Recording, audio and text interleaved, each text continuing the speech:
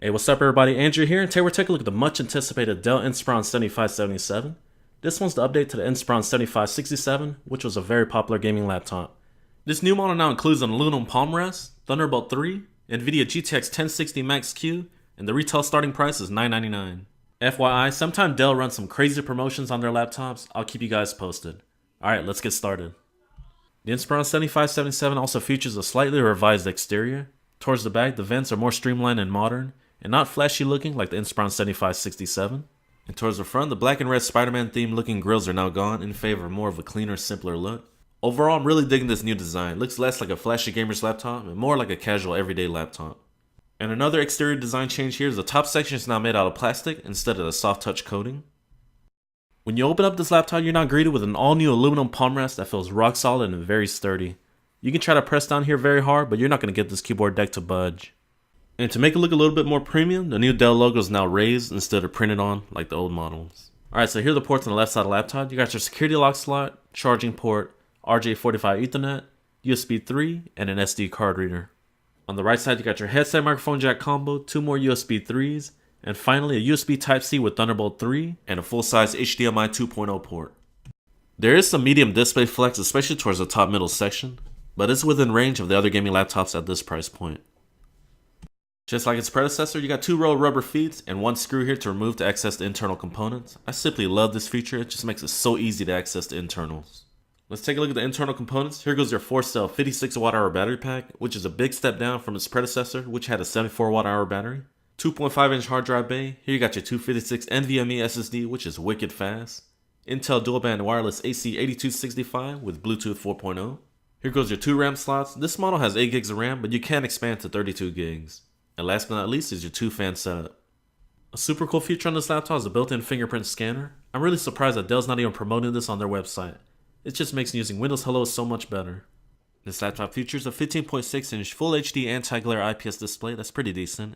It's pretty similar to the IPS version from the 7567. The same issues persist. You got a low color gamut and the display brightness is not that bright, coming in at around 221 nits. The trackpad on here is pretty good. It's using Windows Precision drivers, so that's a plus. Tracking, 2-finger scrolling, and multi-touch was right on point. What I really like about this trackpad is the push-to-click feels very good. It's not hard or not too soft, it's just right. The keyboard is very similar to its predecessor. The key travel is kind of short, however the tactile feedback from these keys offer a good typing experience. And yes, you do get a 2-stage backlit keyboard that's in red. Performance-wise, coming from the CPU is the Intel Core i5-7300HQ. This is a quad-core Kaby Lake that offers good solid performance. So many of you guys were begging for more performance from the 7567 line, so Dell finally introduced the Max-Q GTX 1060. This GPU offers 6GB of GDDR5 and it offers very good performance. Let's take a look. Here's a quick test of Overwatch running at 1920 by 1080p on epic settings. I was getting an average around 95 to 115 frames per second. Next up is Battlefield 4. Running at 1920 by 1080p on ultra settings, I was getting an average around 75 to 95 frames per second. Overall, the GTX 1060 Max-Q is a pretty capable GPU that can play many of today's games without breaking a sweat. And last but not least, unoptimized games like PUBG will get around 50 to 65 frames per second on low settings at 1080p. Dell did an excellent job on the cooling system on this laptop. On average, I was getting around 41 to 48 degrees Celsius on the top, and the WHD keys came in around 36 to 38 degrees Celsius. Overall, I was definitely impressed. Even the max GPU temps were excellent. I was getting an average around 66 to 68 degrees Celsius. In terms of fan noise, you're going to get an average around 47 to 48 decibels. 2 front-facing speakers powered by Waves Max Audio Pro, and the sound quality is actually pretty decent, and it can get pretty loud.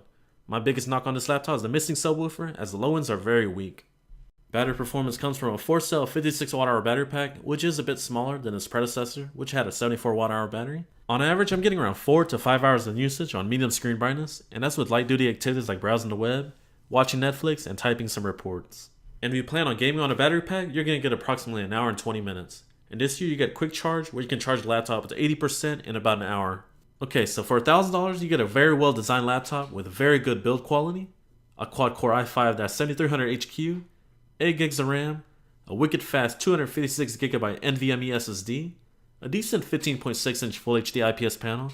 The only knock here is the low color gamut and low brightness levels. The biggest performer here is the GTX 1060 Max-Q. It offers a great performance boost from the GTX 1050 Ti, and the cooling system on here does a marvelous job of keeping things running smooth and efficient. The downside here is the smaller 56 Wh battery pack, but quick charge does help offset that just a bit. Like I said earlier, I'll keep you guys updated if Dell runs any crazy specials. Like for example, they're running 10% off right now at the time of this video. So for 900 bucks, you're getting an awesome all-around gaming powerhouse without breaking the bank. Overall, I highly recommend this new gaming laptop from Dell. It's really that good. Alright guys, I hope you guys enjoyed this video. If you did, please be sure to smack on that like button and don't forget to subscribe. Thank you guys for watching and I'll catch you guys next time.